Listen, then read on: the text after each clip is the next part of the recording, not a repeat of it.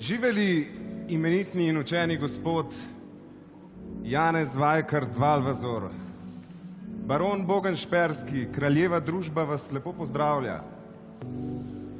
S temi besedami je pred dobrimi 300 leti našega učenjaka nagovoril slavni angleški astronom Edmund Halley. Nad Valvazorjevim poročilom o delovanju presihajočega Cerkniškega jezera, ki so ga takoj objavili tudi v eni prvih znanstvenih revij, so bili angleški znanstveniki tako navdušeni, da so ga izvolili za člana svojega društva. Nekaj desetletij kasneje je zdravnik pri idrijskem rudniku živega srebra Giovanni Antonio Scopoli sistematično popisal lokalne rastline in žuželke ter ob latinskih imenih navedel tudi slovenska. Svojo knjigo Kranjske rastline je v oceno poslal Karlu von Linneju, slovitemu naravoslovcu, ki je takrat veljal za enega najpomembnejših znanstvenikov sveta. Slavni botanik je bil nad darilom navdušen. Brez dvoma se bom iz knjige veliko naučil, saj pri vas rastejo rastline, najredkejše rastline v Evropi, ki so poznane le maloštevilnim botanikom. Mednarodno vpliven in pomemben učenjak je bil tudi matematik Jurij Vega, ki je leta 1789 postavil svetovni rekord v izračunu decimalk števila pi in ga obdržal več kot pol stoletja. Njegovo najpomembnejše delo so bile sicer logaritemske tabele, ki so imele takrat podobno vlogo, kot jo imajo danes računalniki. Z njihovo pomočjo so matematiki in inženirji povsod po svetu vrsto let izvajali zahtevne računske operacije. Kemika Friderika Pregla, ki je mladost preživel v Ljubljani, je po bogati akademski karieri na različnih avstrijskih univerzah leta 1923 doletela najvišja čast, ki lahko doleti živečega znanstvenika. Za izboljšavo analitskih metod so mu podelili Nobelovo nagrado za kemijo. Ženske pri nas dolgo niso mogle postati znanstvenice, kar se je začelo premikati šele v začetku 20. stoletja. Anna Majer iz Lož pri Vipavi je bila ena prvih, ki je uspelo premagati ovire. Leta 1920 je postala 72. ženska na svetu, ki si je prislužila naziv doktorica znanosti in prva oseba, ki je doktorat zagovarjala na novo ustanovljeni Univerzi v Ljubljani. Z možem Evgenom Kanskim, profesorjem medicine in dolgoletnim dekanom Ljubljanske medicinske fakultete, sta blizu Ljubljane ustanovila tudi prvo kemično-farmacevtsko tovarno v Sloveniji. Po prvi svetovni vojni je bila ustanovljena Univerza v Ljubljani, ki je omogočila, da se znanstveniki izobražujejo v Sloveniji. Že prej so slovenski znanstveniki dosegali velike uspehe, a so delovali praviloma na germanskem področju in pisali ter predavali v nemškem jeziku. Po ustanovitvi univerze pa je slovenščina postala tudi jezik znanosti. Fizik Jožef Stefan, edini Slovenec, po katerem se imenuje kak naravni zakon, je sicer poskušal že sredi 19. stoletja svojim rojakom v domačem jeziku približati znanost. A se je kmalu znašel v težavah, saj slovenščina takrat še ni imela dovolj širokega nabora besed. Užaloščen je napisal: Pred vami stojim s celim kupom tujega znanja in s peščico slovenskih besed. Iz kupa je znanje lahko jemati, a težje mu je najti prikladna slovenska oblačila. Nagega znanja pa vendar ne moram pošiljati med ljudi.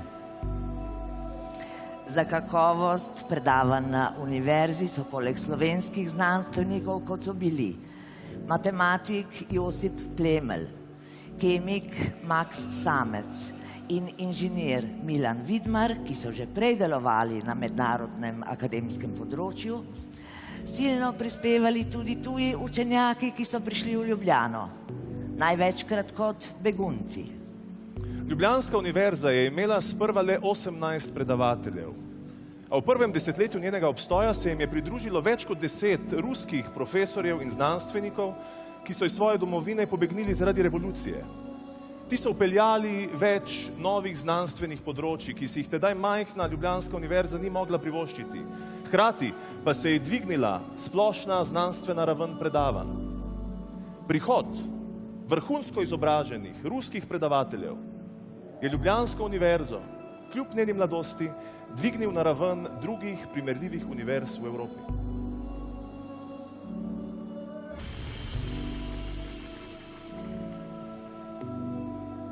Temeljne vrednote znanosti so enake že od njenih začetkov, ko se je rodila kot oblika izmenjave pisem med učenjaki novoveške Evrope.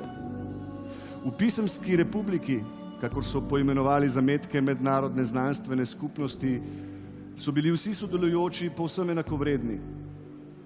Kakšno je bilo njihovo poreklo, rasa, vera, spol ali druge osebne okoliščine, je bilo povsem nepomembno. V pisemski republiki je lahko sodeloval vsakdo, ki je znal kaj tehtnega povedati, če je le spoštoval pravila lepega vedenja, po katerih je bila dovoljena le kritika idej, ne pa tudi oseb, ki ideje izrekajo. Prav takšno odprto izmenjavo idej so vzeli kot temelj sodobne znanosti. Iz podobnih načel in vrednot kot znanstvena skupnost se je porodila tudi ideja demokratične države. Podobno kot so znanstveniki pri izmenjavi in vrednotenju idej vsi enakovredni, so tudi vsi državljani moderne demokratične države na volitvah povsem enaki. Vsak glas na volitvah enako šteje. Naj gre za neizobraženega potepuha ali ugledno znanstvenico. Med drugo svetovno vojno je postalo jasno, da je znanost strateško izjemno pomembna. Zato so v mnogih državah vzpostavili več novih mehanizmov za podporo znanstvenikom. Danes je človeštvo pred novim velikim izzivom, ki pa ni vezan na posamezno državo, ampak se tiče vsega človeštva oziroma celega planeta. V atmosferi Zemlje se predvsem zaradi kurjenja fosilnih goriv nabirajo toplogredni plini, ki na planet delujejo kot dodatna oblačila. Več kot je toplogrednih plinov v atmosferi, bolj se podnebje segreva. Žal spreminjanja podnebja brez pomoči znanosti ni mogoče zaznati. Podobno kot nekoč niso poznali bakterij in virusov kot povzročiteljev bolezni, tako danes zgolj z očmi, brez pomoči znanosti, ne opazimo vzrokov za podnebno spremembe. Ko bomo lahko posledice podnebnih sprememb občutili na lastni koži, pa bo žal že prepozno. Samostojno državo smo postali lastniki zelo lepega stanovanja v zgradbi imenovani Evropa, ki se nahaja v naselju imenovanem planet Zemlja. Podobno kot se zavedamo, da ima vsak lastnik stanovanja poleg pravic tudi odgovornosti do drugih stanovalcev zgradbe in naselja, se moramo odgovorno obnašati tudi v samostojni državi, ki je del širše mednarodne skupnosti. Samostojna država, v kateri suvereno odločamo o svoji usodi, prinaša tudi veliko odgovornost. Naloga znanosti in znanstvenikov je, da zelo jasno povedo, kakšne bodo posledice posameznih dejanj. Neprestano nas morajo opozarjati na to, kakšne odločitve imamo na voljo in kaj te pomenijo za našo prihodnost. Javno angažiranje znanstvenikov je v demokratični družbi izjemno pomembno. Ja,